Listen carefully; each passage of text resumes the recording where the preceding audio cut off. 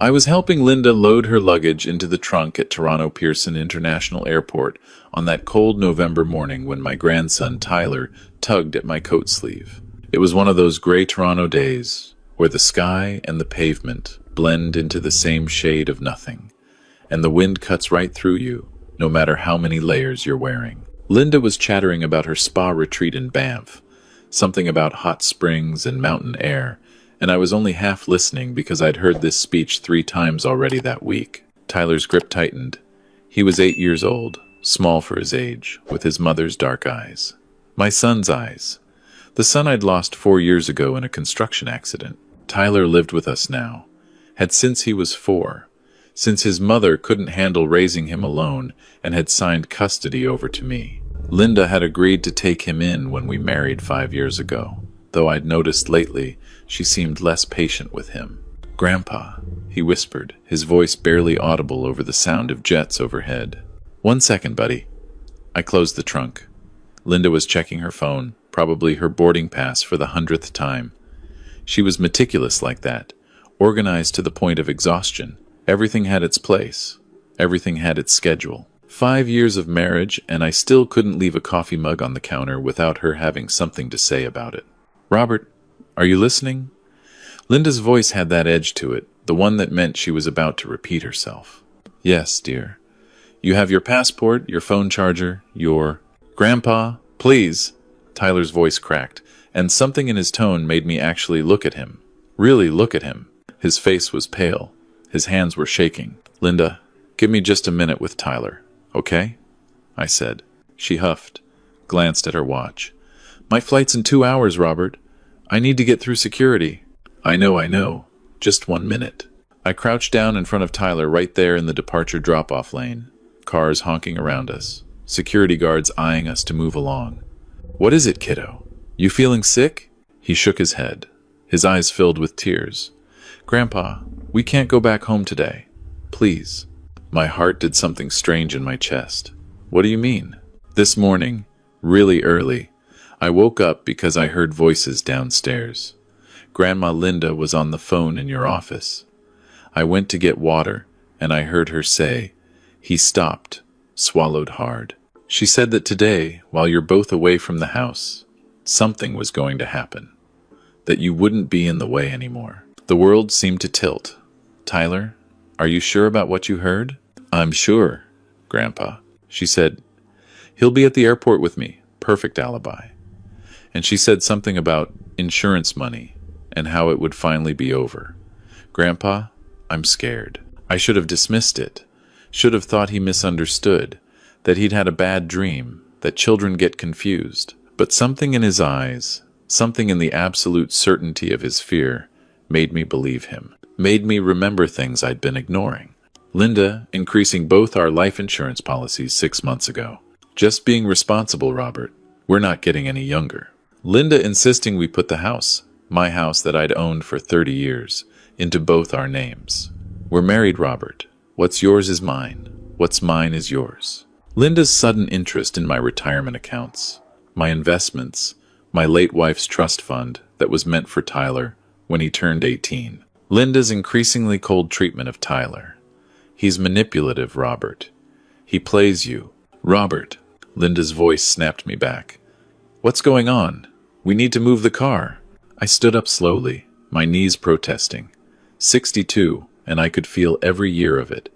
"Linda, I think Tyler's coming down with something. I should take him home, make sure he's okay." "He's fine. He's always fine. He just wants attention." "No, I really think—" "Robert, I am not missing this flight. I've been planning this retreat for months. Your grandson can handle a few hours alone. He's 8, not 2. Tyler grabbed my hand. "Grandpa, please don't leave me alone at the house." And that's when I made the decision that saved both our lives. "Okay, buddy, you're coming with me. We'll drop Grandma off, then we'll go. We'll go do something fun, maybe the science center." Linda's face went through several expressions, landing on barely controlled anger. "You're spoiling him. He's my grandson. Get your bags, Linda. You'll miss your flight." I helped her with her luggage, got her to the curb, watched her disappear into the terminal. She didn't kiss me goodbye, didn't hug Tyler. just walked away with her expensive rolling suitcase and her designer coat, and I remember thinking it was strange that I felt relieved to see her go. Tyler and I got back in my Silverado, that old truck I'd driven for 15 years, and Linda had been nagging me to replace. "Grandpa, are we really going to the science center?" "No, son. We're going to watch the house. From a distance. Just to make sure everything's okay." "You believe me?" I looked at him in the rearview mirror. 8 years old, and he'd already lost his father, lived through his mother, giving him up, adjusted to a new home with a grandfather and a step-grandmother who barely tolerated him. If he said something was wrong, I believed him. "I believe you, Tyler."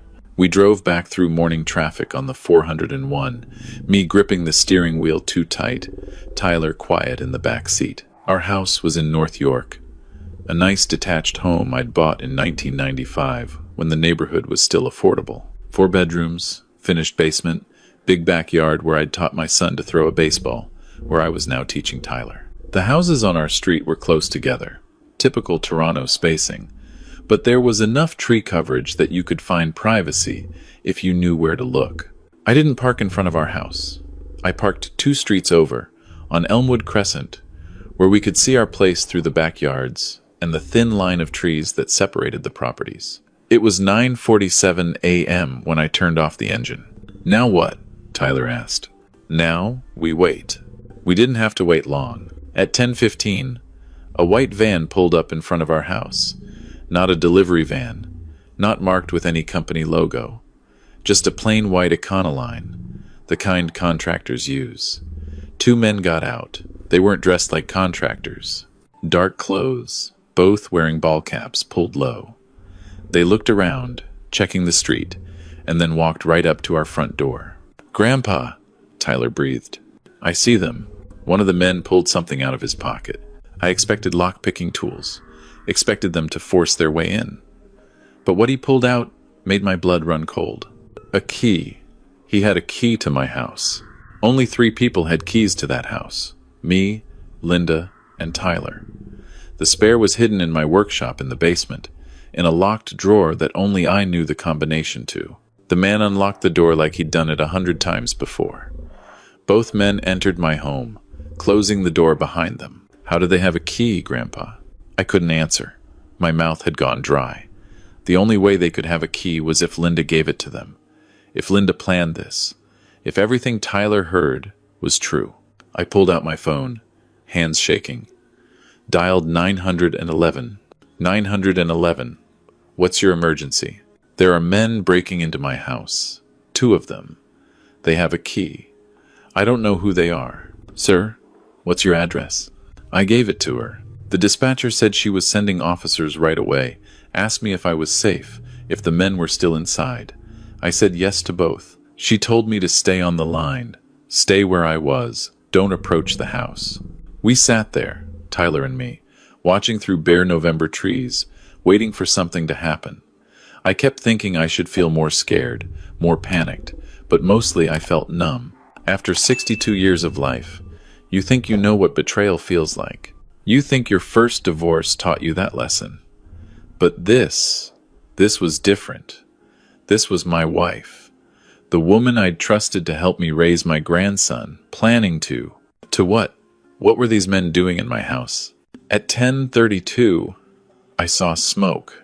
Not a lot at first, just a thin gray line coming from my kitchen window, then another from the living room. Then the smoke got thicker, darker, and I could see an orange glow starting to build behind the curtains.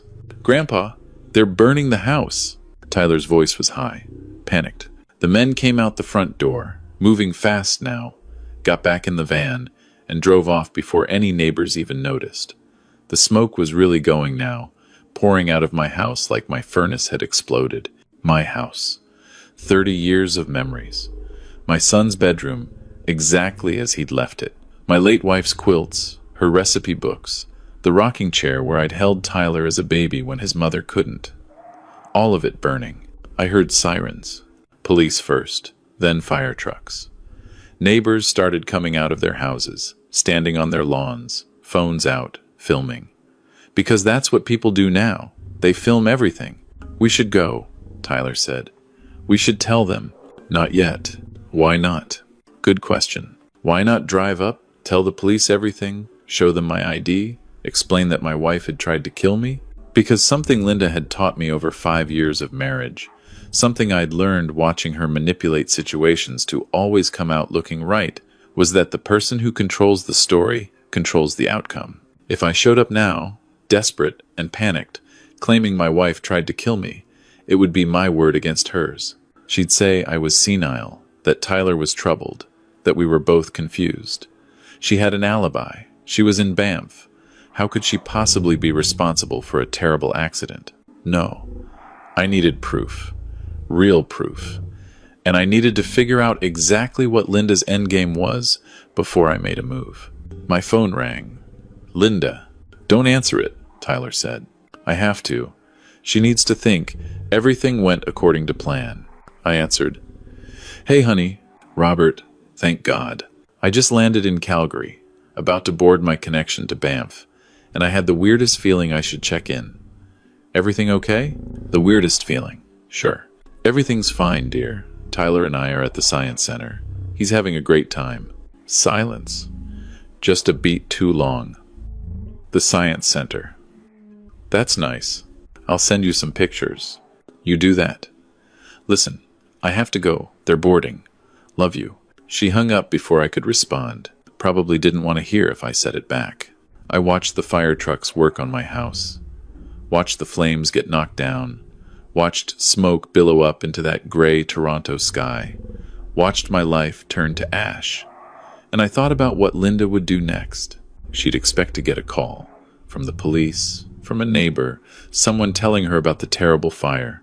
She'd fly back immediately, devastated, playing the worried wife. And she'd find out that somehow, impossibly, her husband and step-grandson weren't home, weren't in the house, weren't dead. What would she do then? Grandpa, I'm scared. I put my hand on Tyler's shoulder. Me too, kiddo. But we're going to be smart about this. Smarter than she thinks we are. I started the truck and drove away from the neighborhood, away from the fire trucks, and the police and the neighbors with their phones. I drove east on Shepherd, then north on the DVP. No real destination in mind, just moving because staying still felt dangerous. Where are we going? I'm thinking. My phone buzzed. Text from my neighbor, Phil Kowalski. Bob, your house is on fire. Where are you? Are you and Linda okay? I didn't respond. Not yet. Another buzz, another neighbor, then another. Word was spreading fast. Within an hour, I had 15 missed calls and 23 text messages, all asking the same things. Where was I? Was I safe? What happened? And then a call from a number I didn't recognize. I let it go to voicemail, then listened. Mr. Patterson, this is Fire Captain Mike Chen from Toronto Fire Services. We're at your residence at 54 Birchwood Drive. There's been a significant fire. We haven't located anyone in the residence, but we need to confirm your whereabouts and the whereabouts of any family members. Please call me back as soon as possible at... I deleted the message. Grandpa, shouldn't you call them back? Not yet, Tyler. Not until we have leverage. What's leverage? It means proof. It means we need something that proves Grandma Linda did this on purpose. Otherwise, it's our word against hers, and she's very good at making people believe her. I'd seen her do it. Seen her convince our neighbors that I was getting forgetful in my old age. Seen her tell my doctor I was having memory issues when I absolutely wasn't. Seen her set up a narrative that made her look like the patient, suffering wife and me look like the confused old man. If I accused her now, without proof, that narrative would destroy any credibility I had. I drove to a Tim Hortons on Finch, bought us coffee and Timbits, sat in the truck and tried to think. My phone kept buzzing. Finally, a call from Linda. I answered. Put it on speaker so Tyler could hear. Robert. Oh my God, Robert. I just got a call from Mrs. Chen next door. She said our house is on fire. Where are you? Are you okay? Is Tyler okay? We're fine, Linda. We're fine. We weren't home when it happened. What? Where are you? We went to the Science Center. Remember? Then we grabbed lunch at that Swiss chalet on Eglinton. We just heard about the fire ourselves. Thank God. Thank God you're both safe. She was crying. or pretending to cry. Hard to tell over the phone. I'm getting the next flight back. I'll be home by tonight. Linda, there might not be much of a home to come back to. I don't care about the house, Robert. I care about you and Tyler. Thank God you're both safe. She hung up. And I sat there, staring at my phone, knowing she was probably calling those men right now, demanding to know what went wrong, why we weren't dead. She's coming back, Tyler said. Yeah. What do? We go to my safe deposit box at the bank. I need to get some documents. Then we're going to have a conversation with someone your grandma doesn't know I know. Who? Her first husband. The one she told me died in a car accident. Tyler's eyes went wide. He's alive? Very much so. I got a letter from him 3 months ago. He tracked me down through public records, wanted to warn me about Linda, said she'd tried to kill him too, for insurance money, but he couldn't prove it. He escaped by faking his death and starting over. I didn't believe him then. I thought he was just a bitter ex-husband trying to cause trouble. I didn't believe him because I loved Linda, because I'd been lonely after my wife died, and Linda had been charming and attentive, and I'd let myself be fooled. I'd ignored the warning signs because I wanted companionship more than I wanted truth. But Tyler's fear, the fire, the men with keys to my house, they'd burned away whatever denial I'd been clinging to. We drove to my bank on Young Street, went to the safety deposit room. I pulled out the letter from Linda's supposedly dead first husband. His name was Richard Calloway, and he lived in Winnipeg now, had for the past 7 years. He'd left me his phone number. I called him from the bank's parking lot. He answered on the second ring. Hello? Mr. Calloway, this is Robert Patterson. You sent me a letter 3 months ago about Linda. Silence. Then, she tried to kill you too, didn't she? Today. Fire. 2 men she hired. Jesus. Are you alive? Sorry, stupid question. You're calling me. Did she think the fire killed you? She thinks I'm still alive. She doesn't know yet that I know it was her. Listen to me very carefully, Mr. Patterson. Do not go to the police yet. Do not confront her. She is smarter than both of us, and she will have covered her tracks. You need proof that directly ties her to the men who started that fire. Do you have that? No. Then get it. I'll help however I can. I've been documenting everything I learned about Linda for 7 years. Bank statements, phone records, connections to a man named Eddie Torres, who she uses for her dirty work. I'll email everything to you. But you need to stay alive long enough to use it. How do I do that? Make her think her plan worked for now. Make her believe you're confused, traumatized, not thinking clearly. That buys you time. Time to find the proof that will put her away. We talked for 45 minutes. Richard told me his whole story. How Linda had married him when he was 55 and wealthy, widowed, lonely. How she'd isolated him from his daughter, taken control of his finances, increased his life insurance. How he'd overheard her planning his murder, staged his own death in a hiking accident in Banff, the same place she was supposedly going now, and fled to Winnipeg with nothing but the clothes on his back. She has a type, he said. Older widowers with money and kids she can get rid of. You're not her first, Mr. Patterson. And if you don't stop her, you won't be her last. After I hung up with Richard, I sat in the truck with Tyler, watching normal people go in and out of the bank, living their normal lives, and I felt like I was in a nightmare I couldn't wake up from. Grandpa, I'm hungry. Right? Tyler was 8. He'd been up since early morning, witnessed his grandmother plotting murder, watched our house burn down, and now he was hungry. Because kids' needs don't stop, even when the world is ending. I took him to McDonald's, got him a Happy Meal, watched him eat his chicken nuggets like everything was normal, like we weren't homeless, hunted, waiting for a murderess to come back to Toronto. My phone buzzed. Email from Richard Calloway. Subject line, everything I have on Linda.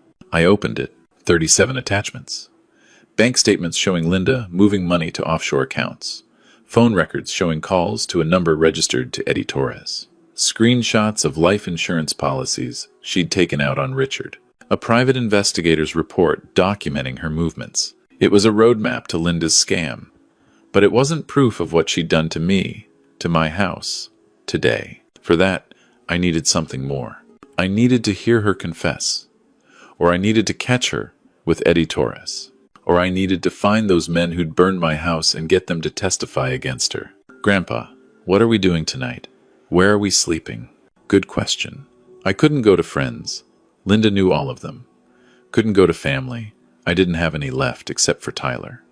Hotels required ID and credit cards that Linda could trace. But I knew someone who could help. Someone Linda didn't know about. My late wife's sister, Helen. We'd had a falling out years ago over the estate, hadn't spoken in a decade. But Helen was tough, practical, and lived in Scarborough in a basement apartment that nobody except me knew about. I called her. To my surprise, she answered. Robert? Helen, I know we haven't talked in a long time, but I need help. Serious help. 15 minutes later, Tyler and I were driving to Helen's apartment on Kingston Road. She met us at the door, 68 years old and still formidable. Gray hair in a tight bun, suspicious eyes that softened when she saw Tyler. Jesus, Robert, you look terrible. Both of you. Get inside. Her apartment was small but clean. She made tea, listened to my whole story without interrupting once. When I finished, she sat back in her worn armchair and said, I never liked Linda. Too smooth, too perfect, too interested in your money. You could have warned me. Would you have listened? Probably not. I'd been so desperate not to be alone that I'd ignored every red flag, every warning sign, every gut feeling that something was off. What's your plan? Helen asked. I need to make Linda think I'm confused and traumatized. Buy myself time to gather proof. Richard Calloway gave me a lead on this Eddie Torres character. If I can find him, get him to talk, maybe get him to turn on Linda. That's not a plan, Robert. That's wishful thinking. She was right, of course. Tyler, Helen said, why don't you go watch TV in the bedroom? The remote's on the bed. Once Tyler was gone, Helen leaned forward. Robert, listen to me.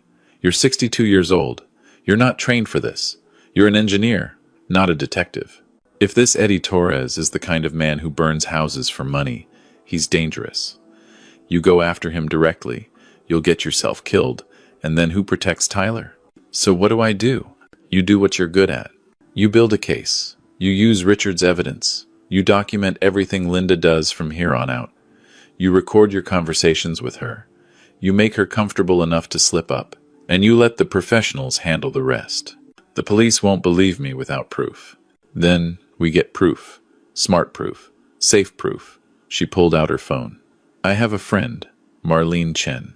She's a private investigator, retired police detective. She owes me a favor. Let me call her. Within 2 hours, Marlene Chen was sitting in Helen's living room, reviewing everything I had. She was maybe 55, sharp eyes, no-nonsense demeanor. She looked at Richard's documents, asked me detailed questions about Linda, about the fire, about the men I saw. I'll find Eddie Torres, she said finally, and I'll find the 2 men who burned your house. But Mr. Patterson, you need to do something for me. Anything. You need to act normal. When Linda comes back, you need to be the traumatized, confused old man she expects. You need to let her think she still has control. Can you do that? Could I? Could I look at the woman who'd tried to kill me and my grandson, who'd burned down my house, who'd planned to collect insurance money and live happily ever after? Could I look at her and pretend everything was fine? For Tyler, I could do anything. Yes. Linda's flight landed at 11:47 p.m. She texted me. Where are you? Where's Tyler? The house is completely destroyed. I called her, put exhaustion in my voice. Linda, we're at a hotel near the airport. The Sheraton. We're both so tired, so shaken up. Everything's gone. I know, honey. I'm getting an Uber straight there. Don't worry, we'll figure this all out. She arrived at 1:15 a.m. I met her in the hotel lobby. She hugged me, and I forced myself not to pull away, not to flinch at her touch. She smelled like the airport, like recycled air and stress. Where's Tyler? Asleep upstairs, room 412. Thank God you're both safe. I was so worried on the flight. I couldn't stop thinking about what could have happened. She was crying, real tears or fake. I couldn't tell anymore. The fire marshal called me. They're saying it looks like an electrical fire, something with the furnace. But they're still investigating. Electrical fire. Of course. That's what she'd told those men to make it look like. Linda, I can't stop shaking. Every time I close my eyes, I see flames. What if we'd been home? What if Tyler and I... But you weren't. You're here. You're safe. She grabbed my hands. Robert, we're going to get through this. Insurance will cover everything. We'll rebuild. Or maybe, and here her voice got softer, maybe this is a sign that we should start fresh somewhere else. Somewhere warm. Have you ever thought about retiring to BC? Victoria, maybe? Start fresh. Away from Toronto. Away from neighbors who knew me. Away from anyone who might question Linda's story. I don't know, Linda. I'm so tired. Can we talk about this tomorrow? Of course. Let's go upstairs. Let's just be together. We went up to the hotel room. Tyler was asleep in one of the queen beds. Linda and I took the other. She fell asleep quickly, or pretended to. I lay there in the dark, listening to her breathing, wondering how many times she'd laid beside Richard Calloway, planning his death. At 3 a.m., her phone buzzed. She got up, went to the bathroom. I heard her whisper talking. I couldn't make out words, but the tone was angry. She came back, got back into bed, turned away from me. Over the next 3 days, we lived in that hotel room. Linda was attentive, caring, constantly checking on me and Tyler. She brought us food, dealt with the insurance adjuster, handled calls from neighbors. She was perfect. Too perfect. And all the while, Marlene Chen was working. She called me twice a day with updates, always when Linda was out dealing with fire marshal reports or insurance claims. I found Eddie Torres, she said, on day 3. He's a piece of work. 3 arrests, 2 convictions, did time for arson for hire. And I found something interesting. Bank records show Linda paid him $15,000 2 weeks ago. Can we get him to testify? Working on it. But there's more. I tracked down the 2 men who actually started the fire. One of them, Marcus Webb, has a record. The other's clean. Probably first time doing something like this. His name's Jason Petrosky, and I think he's the weak link. What do you mean? I mean he's scared. Young, early 20s, probably got into this for easy money and didn't realize what he was doing. I've been watching him. He keeps going to street. Michael's Cathedral, sitting in the back pew, praying. Guilt eats at people, Mr. Patterson, especially the ones not used to crime. Can you approach him? Not me. But maybe you can. That afternoon I told Linda I needed to go for a walk, clear my head. She offered to come with me, but I said I needed to be alone, process everything. She understood, or pretended to. I met Marlene 3 blocks from the hotel. She showed me a photo of Jason Petrosky. Young, blonde, looks like he should be playing hockey somewhere, not burning houses. He'll be at Street Michael's at 4 p.m., she said. He goes every day at the same time. You sit next to him. You tell him you know what he did. You tell him you're giving him one chance to make it right before you go to the police. And you record everything. She gave me a small recording device. Showed me how to use it. At 3:55 p.m., I walked into Street Michael's Cathedral. I'd been there for my wedding with my first wife 40 years ago, for my son's baptism, for his funeral. The smell of incense and candles was the same, that particular Catholic church smell that brings back memories whether you want them or not. Jason Petrosky was in the back pew, like Marlene said. Head down, hands clasped. I sat next to him. Jason, I said quietly. He jumped, looked at me, went pale. I don't know you. My name is Robert Patterson. You burned down my house 3 days ago. You and another man, Eddie Torres, paid you to do it. He started to stand. I grabbed his wrist. Sit down. If you run, I call the police right now. If you stay and talk to me, maybe we can figure this out. He sat back down, shaking. I didn't know anyone was supposed to be in there, man, I swear. Eddie said it was just for insurance fraud, that the owner wanted it done, that nobody would get hurt. My 8-year-old grandson was supposed to be in that house, Jason. Me too. We were supposed to burn alive so my wife could collect $2 million in life insurance. He put his head in his hands. Oh my God. Oh my God. Eddie said it was just property. He said Eddie lied. My wife, Linda Patterson, paid him to kill me and my grandson. You were part of a murder-for-hire plot. That's 25 years minimum in prison. I didn't know. I swear I didn't know. Then, help me prove it. Testify against Eddie and Linda. Tell the police everything. You do that, and I'll tell the Crown Attorney you cooperated, that you didn't know about the murder plot. You might get a reduced sentence. You don't help me. And you go down with them for attempted murder. He was crying now. I can't. Eddie. He knows people. He'll kill me. Eddie's going to prison, Jason. So is Linda. So is the other guy who helped you. The only question is whether you go down with them or whether you help put them away. Make your choice. I stood up, started walking toward the door. Wait, he called out. Wait, I'll tell you everything. But I want immunity. Full immunity. That's not up to me. That's up to the Crown. But I'll put in a good word. Start talking. He did. For 43 minutes, Jason Petrosky told me everything. How Eddie Torres had approached him at a bar in Etobicoke, offered him $5,000 for a simple job. How they'd met with Linda at a Tim Hortons in Mississauga 2 weeks before the fire. How she'd given them keys, the security code, told them exactly when to do it, stressed that it had to look like an electrical fire. She kept saying her husband was old, confused, that he probably wouldn't even wake up in time. She said it would be quick, painless. She made it sound like mercy. I recorded all of it, every word. When he finished, I said, tomorrow, 10 a.m., 40 College Street.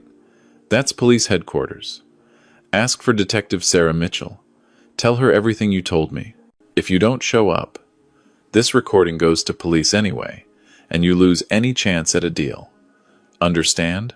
I'll be there. I left him there in the church, crying in the pew, and I walked out into the cold November air, feeling something close to hope for the first time in days. That evening, Linda made dinner reservations at a nice restaurant on King Street. We need something normal, she said. Something to take our minds off everything. We got dressed up.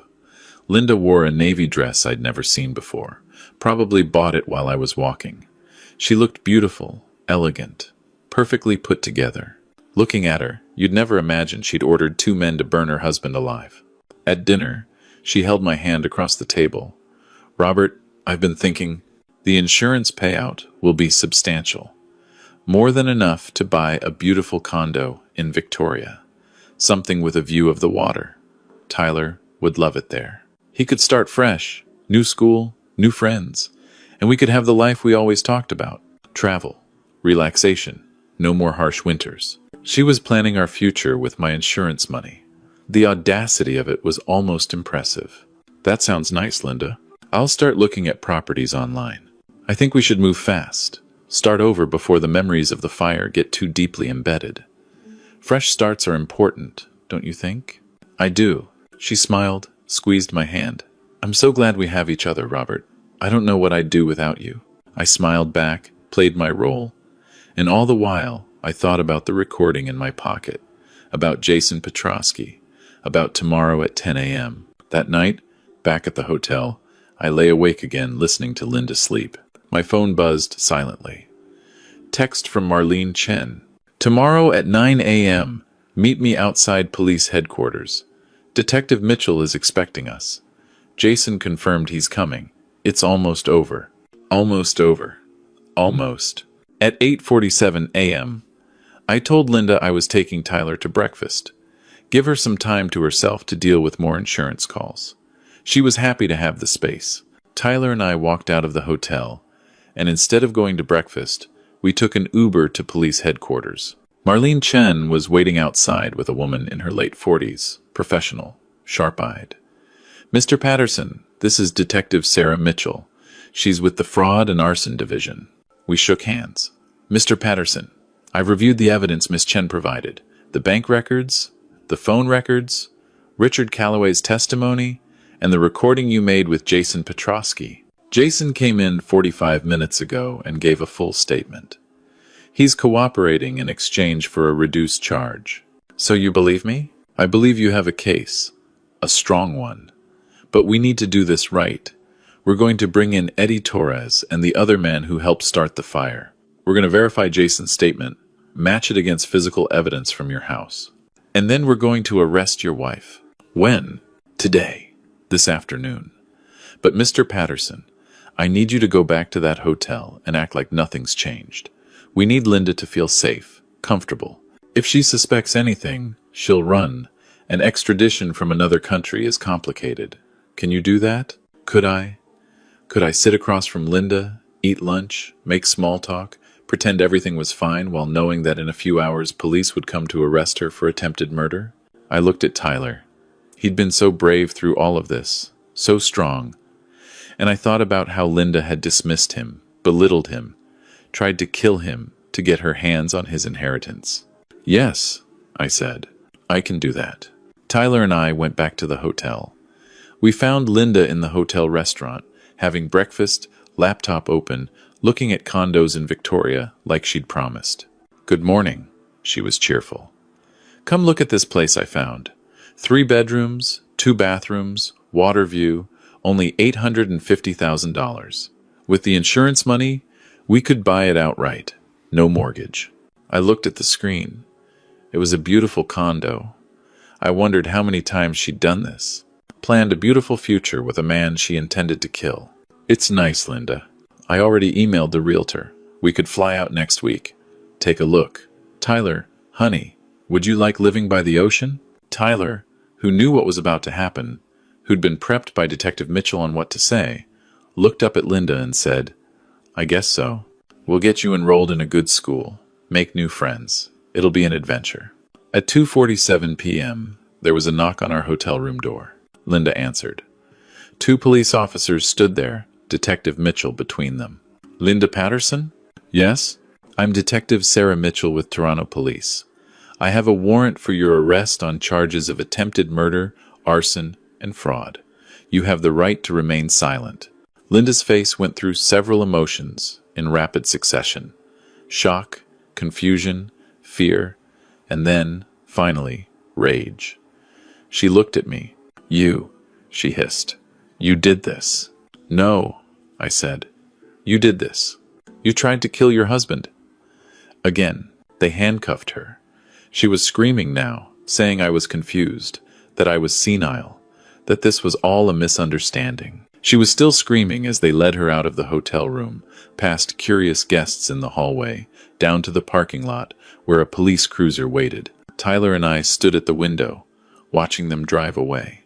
Is it over, Grandpa? For now, kiddo. The trial took 8 months. Linda pleaded not guilty, tried to claim everything was a misunderstanding, that she'd never met Eddie Torres, that Richard Calloway was lying, that I was a confused old man with a vendetta. But Jason Petrosky testified. The other man, Marcus Webb, cut a deal and testified. Eddie Torres, facing 20 years, turned on Linda completely, told prosecutors everything. The bank records matched. The phone records matched. Richard Calloway's testimony about her previous attempt added credibility. The jury deliberated for 4 hours. Guilty on all counts. Linda got 22 years. At 55, she'd be 77 when released. If she made it that long, I sat in the courtroom watching her be led away, and I felt nothing. No satisfaction, no relief, just emptiness. 5 years of my life had been a lie. I'd trusted her, loved her, shared my home and my grandson with her, and all of it had been part of her con. But Tyler was safe. That's what mattered. With the insurance money from the fire, I bought a house in the beaches, smaller than the old one, but right near the water. Tyler got his own room, decorated it with posters of astronauts and the Raptors. He started at a new school, made friends, joined the junior hockey league. Helen became a regular presence in our lives, coming over for dinner every Sunday. Marlene Chen became a friend, stopping by occasionally to check on us. Richard Calloway flew out from Winnipeg 6 months after the trial. We met for coffee, 2 men who'd almost been killed by the same woman, bonding over our survival. She told me I was the love of her life, he said. Made me believe it too, and all along, I was just a bank account with a heartbeat. How do you move past it? I asked. You don't move past it. You move forward with it. You learn to trust again, carefully. You appreciate the people who are genuine. You stop ignoring red flags. He paused. And you let yourself be grateful. We're alive, Robert. We're still here. A lot of men in our position aren't. He was right. I was alive. Tyler was alive. We'd survived. Today marks 2 years since that morning at the airport. 2 years since Tyler squeezed my hand and whispered his warning. He's 10 now. Taller, louder, happy. He still has nightmares sometimes, still goes to therapy once a month. But he's healing. As for me, I'm 64. Retired for real now. No plans to remarry. Perfectly content with my grandson and my quiet life by the lake. I volunteer at a seniors center, teaching other older adults how to recognize financial scams, how to spot the warning signs of elder abuse. Because Linda wasn't unique. There are others like her. Predators who target lonely widowers, isolated seniors, anyone vulnerable. And if I can help even one person avoid what I went through, then maybe it all meant something. This morning, Tyler and I walked down to the beach. It was cold, typical November morning, the same kind of gray sky as that day 2 years ago.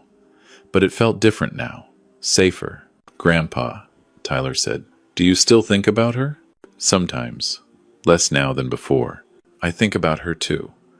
Mostly I think about how she almost fooled us, how we almost didn't believe what was happening. But we did believe it. You were brave enough to tell me, and I was smart enough to listen. That's what saved us. He picked up a rock, threw it into Lake Ontario. Next time someone tries to tell me something important, I'll listen right away. I won't wait. That's good, kiddo. That's real good. We stood there on the beach, the wind cutting through us, and I thought about how strange life is. How you can go from perfect contentment to absolute terror in the space of a whispered warning. How you can lose everything and still have what matters most. Tyler is what matters most. And he's safe. We're safe. And that's enough. That's more than enough.